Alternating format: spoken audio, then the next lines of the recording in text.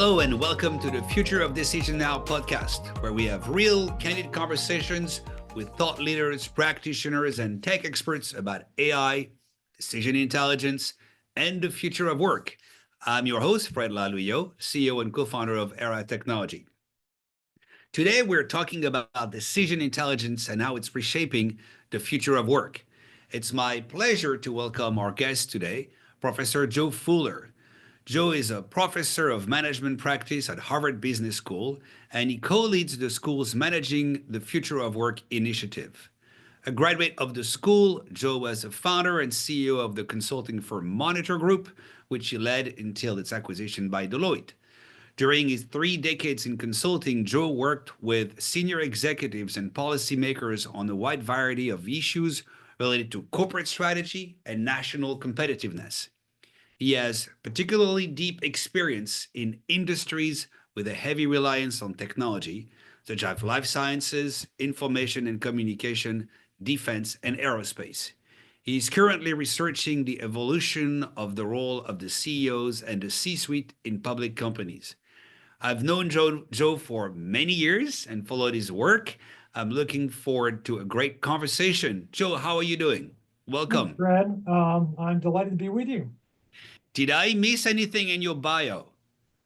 Let's see. I don't think of anything too material. I guess you could add that, I've been happily married for more than 40 years to a woman I met in high school, and that she's a serving mayor. So Yeah. I'm not entirely in charge on the home front, and I have to keep my political positions strictly to myself, and will honor that pledge to her on this podcast as well. Absolutely. Well, let's start with a quick story. A few years back, our CMO came to me and it says, there's Professor Fuller who wants to talk to us. And I was like, the Professor Fuller? It's like, what's going on? And then you and I got into a first conversation, a first dinner, and got to know each other and have been collaborating ever since. I guess one thing that we could mention about your bio is you're also sitting on multiple boards of some of the largest companies in the world. But it's been a delight to be collaborating, thinking, working with you, and discussing the topic of decision intelligence with that focus on how it impacts organizations, how it impacts the future of work. So let's talk a little bit about that, because I mentioned in the intro that you co-lead the Future of Work initiative at Harvard. Tell us about it. How did it get started, and how has it evolved, and where are you today? Well, Fred, after the Great Recession, our school started a very significant research project on the broad competitiveness of the U.S. economy, and that was just around when I joined the faculty. And an issue that just jumped out of the data we had gathered was that there was a broad impression that the workforce in the United States and the skills development system had historically been a significant source of competitive advantage for the country, and that advantage was waning quickly. Mm-hmm. And it's the type of issue, not just at our school, but also at universities generally, including Harvard, where there hasn't been a lot of actionable research done. And the reason for that is issues about productivity growth, preparing workforces, adapting workforces for the future, really cut across multiple disciplines.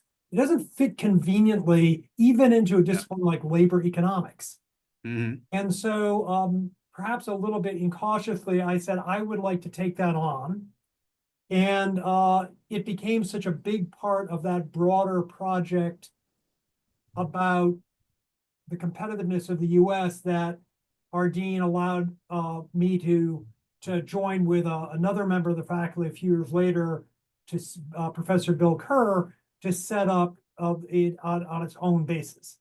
Yeah. And what we've really focused on is, first and foremost, how employers and companies should view labor force issues, technology issues, demographic issues, caregiving issues, through the lens of their own economics. we're not an advocacy organization trying to encourage companies to have more generous and policies or pay more, or we're not campaigning for any particular public policy. We're trying to help employers, and through our study of employers, policymakers understand how this very complex system works and what they can do to drive better outcomes. That could be more people on a pathway to economic independence. If you're a governor or minister, we do some international work now. Or how do I have a more competitive, settled, low turnover, highly productive workforce if I'm a CEO? And you're doing that in a context where the nature of work and the contribution that we all have in our day job is changed dramatically. I mean, not just we can talk about the gig economy. So the fact that 30 years back, 40 years ago, you would start your career at IBM and stay there all your life, and that model has changed. To the contribution that you provide yourself as an individual, not that a lot of the work can be impacted with AI. So what are the top challenges that you see with workforce management today, with managing work? Well, a couple of things. One is we should just acknowledge a couple of absolute immutable truths that are irreversible. The available workforce in most of the developed world is stagnant or shrinking, and that's going to get worse over time. That includes, by the way, countries like China, where the workforce is shrinking as we speak, even though the Chinese government denies that. The population is shrinking overall, yeah. And the what we call the dependency ratio, the ratio of kids and retirees and the disabled who depend on the economic vitality of working adults, has gone from 10 workers to one dependent in like 1970 to 4.5 to 1 in a lot of economies. In around 2100 in China, there will be fewer than one working person for every dependent, which means you need immense improvements in productivity to even imagine sustaining the type of social programs that the current workforce pays for. In terms of what's going on in companies, I think there are several things. You alluded to a couple of fundamental changes, but they're all enabled by something, I know it's a terrible platitude, but widespread accelerating development of technology. And because workers are getting scarcer and those that are available are getting more expensive, or in a lot of jurisdictions, especially in the United States, a lot of available workers, they're willing to work, they have agency, they want to seek good employment, they want to work for good companies, but they just don't have a lot of the skills that employers saw in their parents and grandparents. The very uneven performance of the US K through 12 education system being the major culprit there. So we have a big population of lower skilled workers. We have a harder to access population of more highly skilled workers. That spurs a lot of technological innovation when people see that as a market opportunity. So more investment is going into work altering, work changing, work improving technology, which becomes an issue for management. Do I adopt that technology or not? And I think another thing that's happened, and this is maybe a little bit of an apocalyptic point of view, I'm not even sure I've shared it with you in so many words.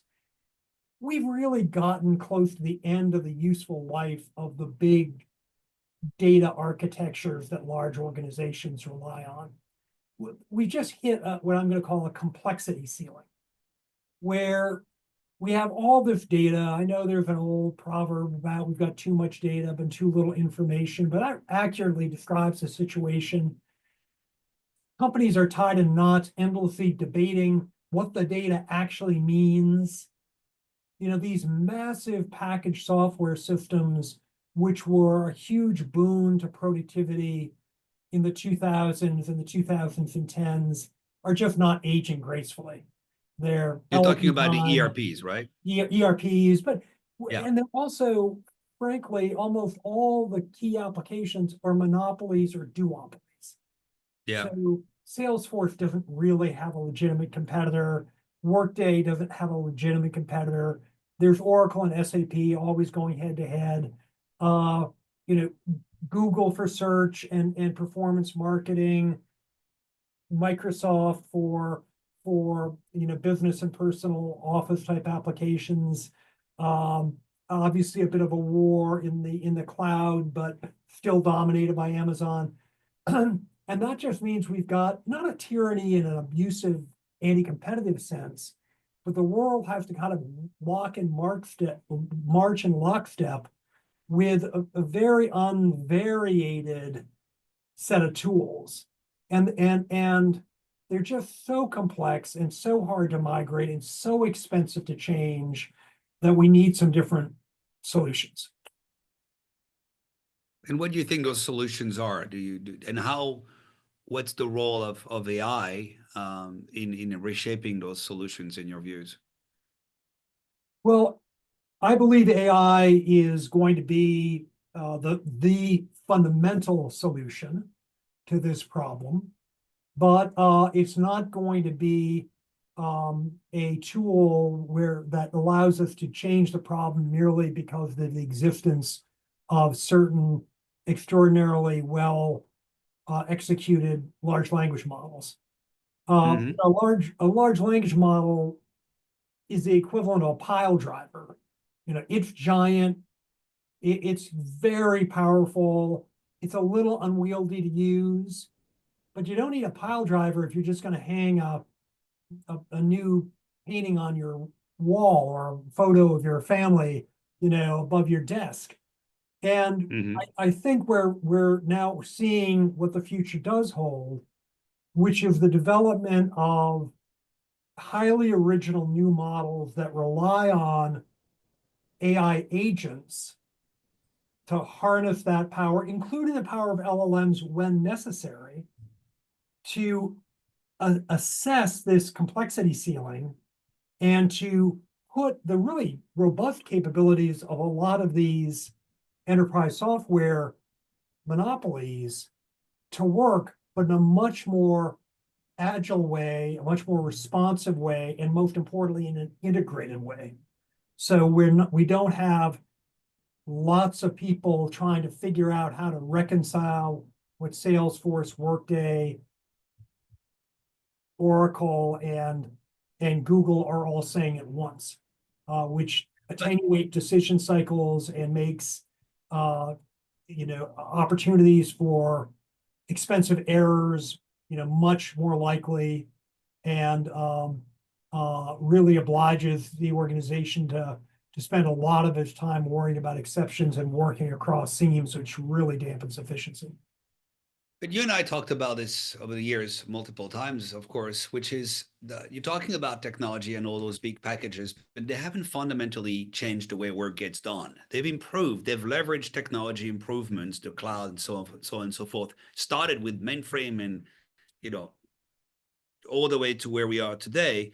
But the paradigm hasn't changed. It's people making decisions, working very hard to execute these decisions, to collaborate um, based on the data that's locked into those systems. Now, you need a transactional system, whatever it is, to to scale your business, to have the level of controls over your business. That's what essentially and the collaboration and controls. That's essentially what those packages do, but the ability to make and execute decisions on top has not fundamentally changed until now, until decision Yes. intelligence, until today. The topic that I'd love you to comment on, because we've been talking about this for a long time, is you talked about transformation fatigue. As long as I can remember, working with some of the largest companies in the world, they're continuously transforming, continuously adjusting. Um, And it feels to me that you look at one of our clients, and one day the matrix is like this, the next day the matrix is like that. But the work has not really changed. The lines Yes. have changed, and we're kind of taking the organization. Now it's regional, now it's line of business, now it's technology driven. But at the end of the day, it's still a large pyramid of people sitting on top of a bedrock of transactional system. And I do feel like AI, as you describe it, which is a combination of things from LLMs all the way to machine learning and deep learning, is as the opportunity. Obviously, I'm a bit biased on that comment to actually completely transform the way work gets done, and eventually move to a new model that will be a lot more stable than the one that we have today, because the speed at which the companies are shifting their model, but not really changing anything about the way the work gets done, is stunning, and people are just exhausted. Yep. So talk a bit about in your conversations about that transformation fatigue and how this continuous reorganization is not really yielding to any kind of massive improvement because the work itself is not changing.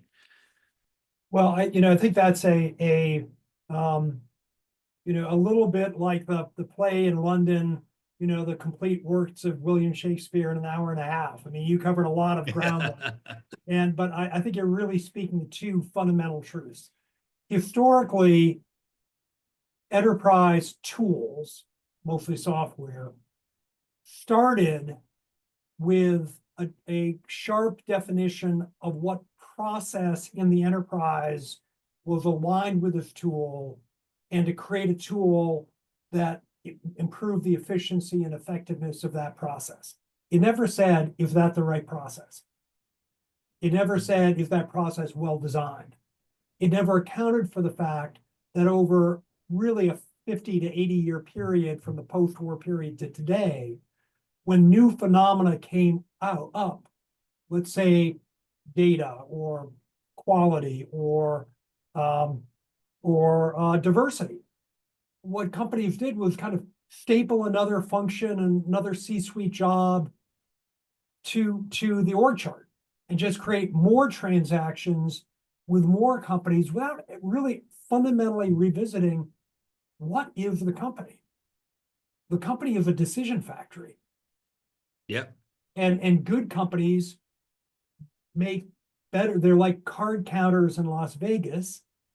They make just marginally better decisions more and more and more often than competitors, and pull further and further away from those competitors.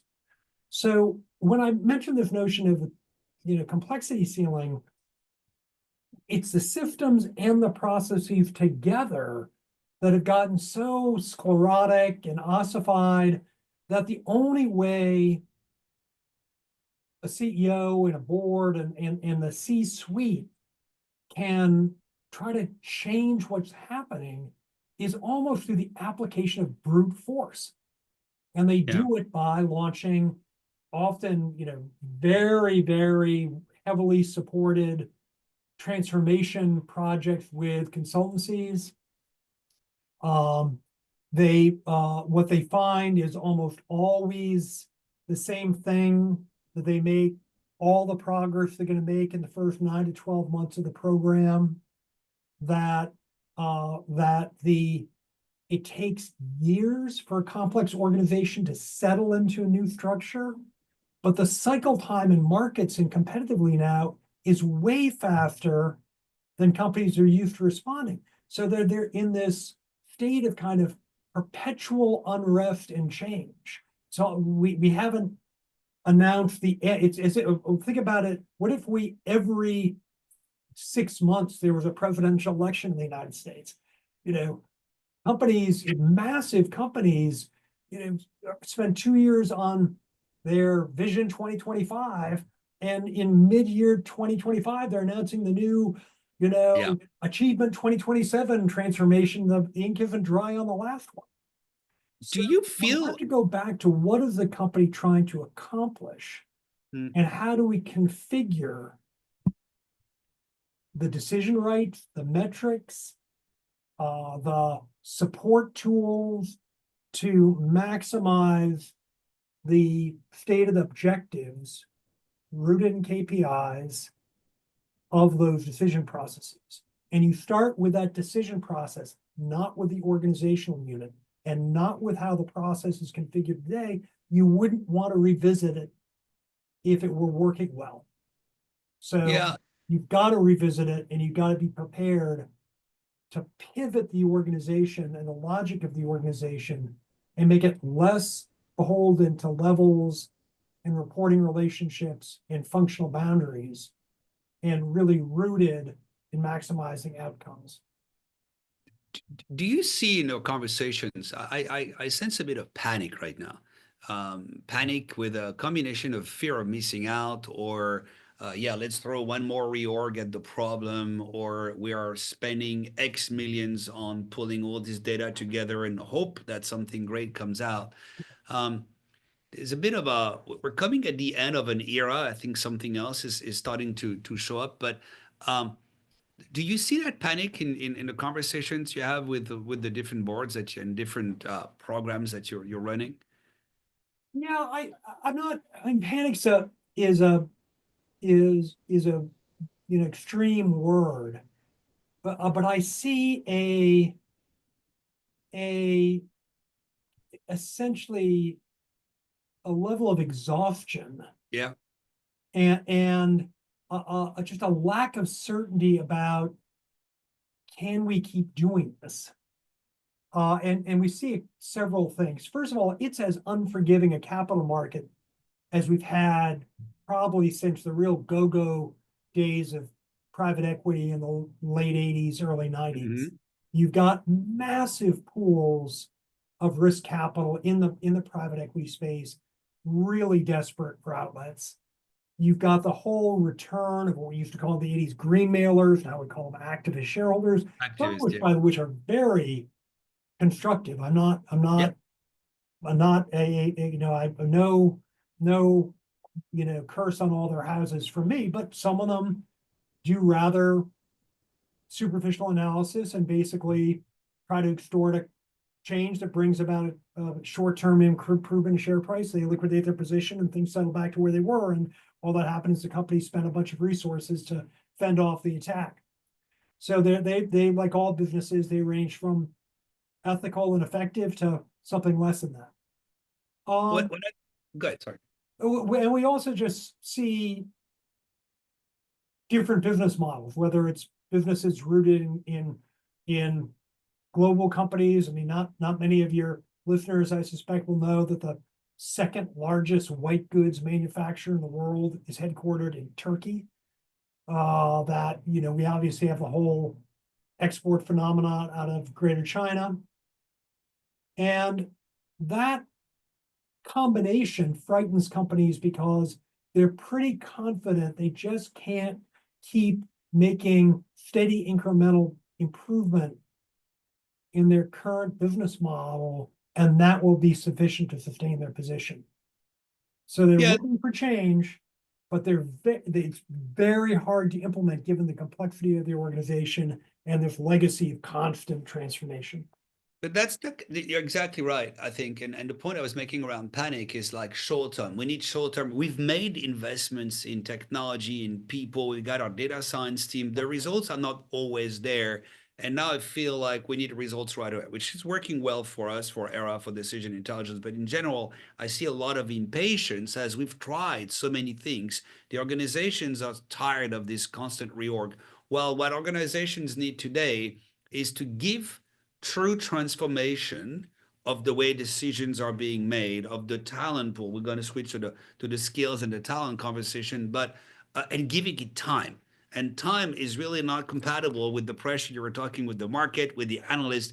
Those things take a little bit of time if you want them to be impactful, if you want to change the profile of your information workers and so on and so forth. So that's why I sense that dichotomy between the pressure in the short term to perform, the fact that you've already put your chips on the table on the red and you're hoping that now it's going to be red, and the need to see tangible results. And I sense a bit of that not say panic, maybe an extreme word, but tension. Let's put it this way.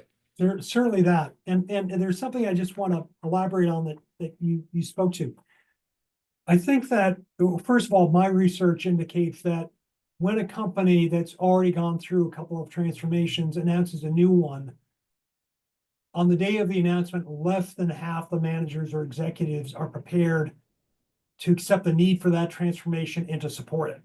Yeah. When I say that to CEOs, this is an election campaign and you're going to lose the vote unless you really explain why this is going to work relative to their past experience and why this is strictly necessary. They do express a level of anxiety that might be close to panic. Mm. And it's interesting in some very good research done by people at Heidrick and Struggles, what they show is that easily the number one concern of CEOs is, how do I get my organization to actually execute my strategy? Yeah. And how do I communicate it and incent people to do it, as opposed to engage in passive resistance or outright, sabotage or whatever else. In the uh the the transformation that's needed is to start is visible right now in what's happening in the market reaction to LLMs. There's a big debate, including some of the Wall Street banks, but no less an authority than the great Darren Acemoglu, the wonderful economist at MIT that won deservedly and probably 15 years too late, later than he deserved it, the Nobel Prize recently. And, Darren's a magnificent scholar and thinker, and he's saying, well, what we really see in AI is a slower adoption rate. So that really suggests that it isn't as powerful as we thought. And while I will never enjoy 1/1000th of Darren's stature, I believe he's wrong. I believe what he doesn't understand as an economist, and he might be very willing to accept this, for all I know, is he views the firm, which is the way economists talk about companies, as an abstract entity that is efficient at structuring and allocating resources. That's not my experience in big companies. They're often very inefficient at that, very hesitant to do it, and retrospective and conservative in what they do. And what's blocking the adoption of generative AI more broadly and more effectively in companies are organizational barriers. It's that companies haven't invested in the skills of people, they haven't democratized access to AI, they haven't rooted the AI in decision processes. They're just putting it forward there as a GPT, a general purpose tool, without thinking through how does it affect decision rights, how does it affect the allocation of responsibility, how does it affect risk management, how are we going to mine these data systems to make sure that we're not just relying on LLM data, but we're really getting that hybridization using agents where we're using our proprietary data in a timely fashion and matching it with the data that can come out of LLMs. And I think there are a few companies that are getting there, but they don't yet have the decision tools or, frankly, the professional services support that knows these decision tools to drive the transformation. But look out to the ones that figure it out earliest. You mentioned that phrase of FOMO, fear of missing out. As one of my preferred phrase for that is, companies that don't figure this out pretty soon are going to have a certainty of missing out. Yeah. And beware, if you're a company that's being cautious and acting slowly and not figuring out how to root the power of generative AI in your decision making and link generative AI through the types of decision intelligence tools that you offer, so I can do it quickly and not wait for the big enterprise software systems to catch up, which is going to be years from now, in my estimation. If you're not doing that and your competitor is, I hope your options are fully vested, and I'd go to my board and start saying I need to diversify my holdings, because you're going to get clobbered. And within 4 or 5 years, we're going to have generative AI native companies. and we're going to have generative AI driven private equity. With the private equity companies, firms, value proposition is not merely we're going to restructure, we're going to bring in discipline, we've got capital, we'll manage the investment of that capital more diligently than the public markets did. They're going to go in with really good operating depths, not about how I delayer and cost reduce and get rid of working capital, but how I transform processes quickly to get to a fundamentally different level of productivity and effectiveness in decision making. That's how they're going to create value 5 years from now. And that productivity comes from the fact that these technologies are now enabling decisions to be made across the value chain and across the network and not Yeah. being siloed. Now, there's a lot to unpack to what you've said. Some thoughts that were coming through my mind when you were talking. The first one is the difference between the haves and the have not, and trying to understand where geographically and culturally there's a lot more dynamism in some industries and in some countries than in others. But what came through my mind as well was the difference between public and private. And I see right now a lot of fantastic innovation coming from large private company. They Yes. have the time, they can drive this transformation. It's much harder if you're a public company. You talked about activists. I agree with your position on that. Um, but it's much harder to drive this transformation at scale Same. when you have to deliver, an EPS number every Yeah. quarter. And I do believe that this could be become a real problem because Yeah. I know from my experience, from what we do, from the work we do, that this transformation might include a dip at some point in time in productivity before you truly transform. You and I talked about this in the past, right? Today, you train an information worker to be a specialist in a specific domain, in a specific part of the value chain. That model is exploding.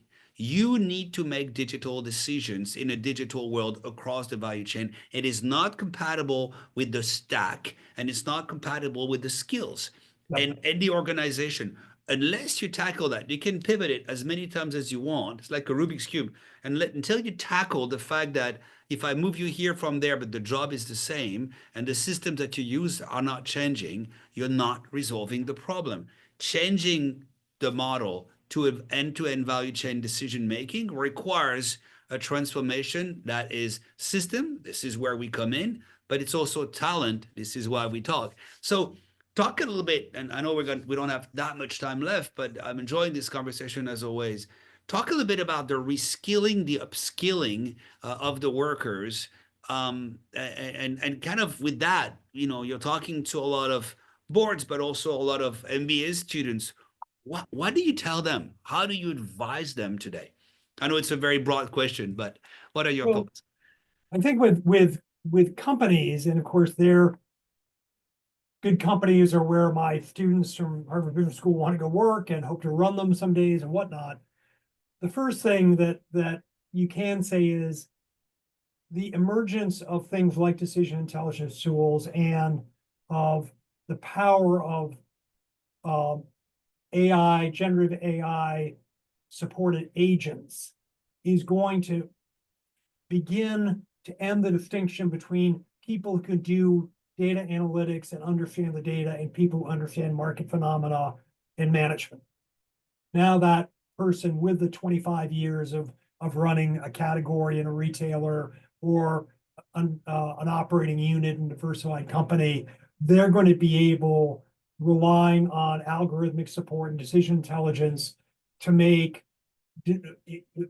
decisions that are as precise and rooted in data as could only be done 10 to 15 years ago with a great human data analytics capability answering the questions of that decision maker. They're going to be able to ask and engage with AI to get those answers near instantaneously.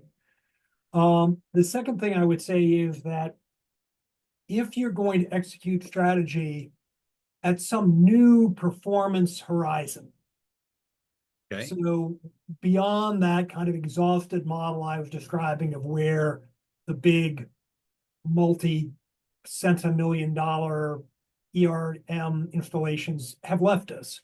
It took us on a great journey. They're just the chariot wheels are dented and tattered, and we've got internal combustion engines. So let's go to a different mode of transport.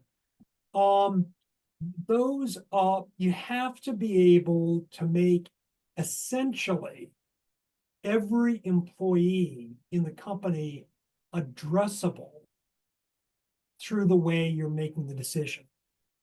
We see this very consistently, that companies will have policies and practices, and let me just focus on the human assets sphere, that the CEO and the CHRO, COO, board of directors absolutely believe they're implementing widely in the company, and the rank and file employees don't know about it, never heard of it, fear it, think it's a scam. The immediate reaction, by the way, to an announcement of a reskilling program in a company is, this is a transformation in disguise. Yeah. And reskilling is really about seeing if I can do more work that's harder and firing me if I can't.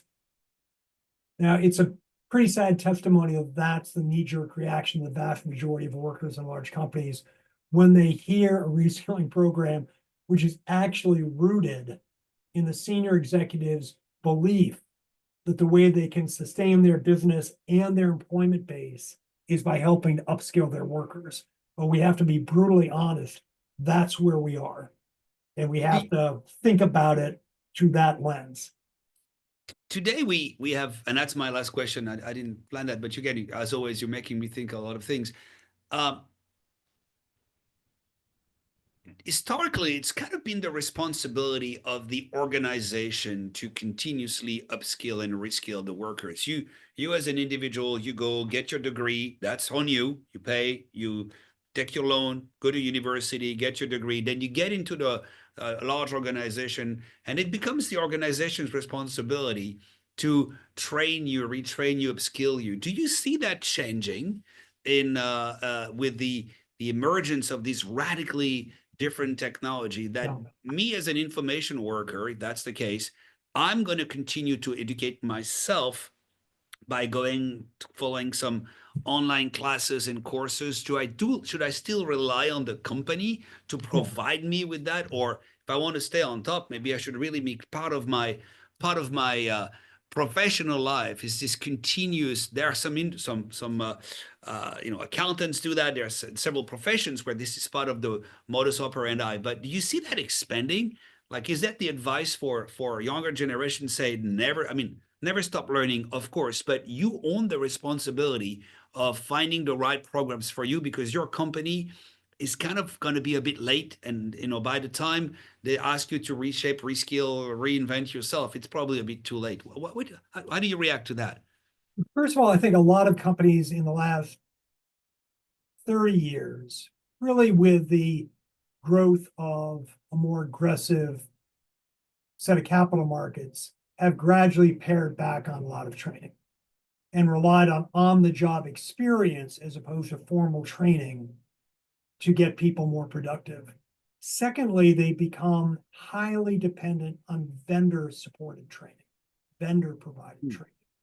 And what we've seen is that as companies have been less willing to spend money to sustain their own skills base, guess what? Their vendors have seen that as an opportunity. So if now suddenly we'll pick a simple example, your machinists have been trained by a machine tool company, and their training is done on that machine tool company's products, your most effective purchase is to buy what your workforce has been trained on. Yeah. Same thing happens in software. We see it all the time. Yeah. And if you can go to Coursera, or take a course at lots of universities on prompt engineering. Well, just look at the Anthropic and OpenAI open source free prompt engineering capabilities accessible on their website. They're excellent. Mm-hmm. So, I think that what we're going to see is a couple of things. One is we're going to continue to see vendors fill the void. I think that companies are going to have to get more specific about what types of skills they want to recruit or inculcate in their workforce that are durable over time. And those are not aptitude with a very specific release of a very specific technology, because the half-life of specific releases of specific technologies is getting shorter and shorter. Their social skills, the ability to manage other people, diverse audiences, work with a customer in the morning, a product development team at lunch, and visit a regulator in the afternoon. They are learning skills. They are skills in basic phenomena. Nobody needs to start teaching themselves how to write SQL anymore, but they Yeah. better kind of understand the basic architecture of networks, the basic architecture of AI, so they can anticipate and be more precise about what's an in-frontier task for AI versus an out-of-frontier task for AI. What's a hallucination versus a bad prompt. And so I think we're going to see a redefinition of what are the core competencies that upwardly mobile people who can aspire to real decision-making authority in companies have to bring to the table or develop. And we do know that certainly people my age, the statistics on someone my age being delighted to learn an entirely new way of work are not very encouraging. But and the career paths in lots of companies have tended more and more to be you come up in a function, you get to the C-suite, and then you compete for the general management job, not the type of MNC rotational programs that were so vibrant in the 70s, 80s, and 90s, Right. where finance guys were in operations, marketing executives were being moved to finance and learning there that, she could do financial planning effectively and she shouldn't be intimidated by it simply because there's different disciplines. So I think the great news is AI is going to mobilize people's skills, really reduce a lot of the elements of work they don't like, make it easier for them to master things that are too technical for them to learn in their mid or later adult years. But it's also going to put a completely new slate of skills that having to do with executive functioning, learning, social skills more to the fore. And that will be a shakeout in terms of who gets advanced and why. Yeah, you talked a lot about the end of the dull work, AI killing the dull, repetitive work that's making everybody depressed, and but making room for other skills to be developed, to be expressed. Exactly. Joe, thank you so much. Always interesting, fascinating conversation. Hope we can do it again soon because I got many, many more questions for you. But thank you so much for sharing your insights and for joining us today. My pleasure, Fred. It's always fun, and by the standards of our tete-a-tetes in the past, this is one of the shorter ones. We've I had know, I know. some long ones. We'll do part one. We'll do part two. We're gonna do in two parts if that's okay with you. You bet. Um, but look, this concludes this fascinating episode of the this Future of Decisions Now podcast, reshaping the future of work with decision intelligence. You can view today's podcast on our website at eratechnology.com. Thank you very much.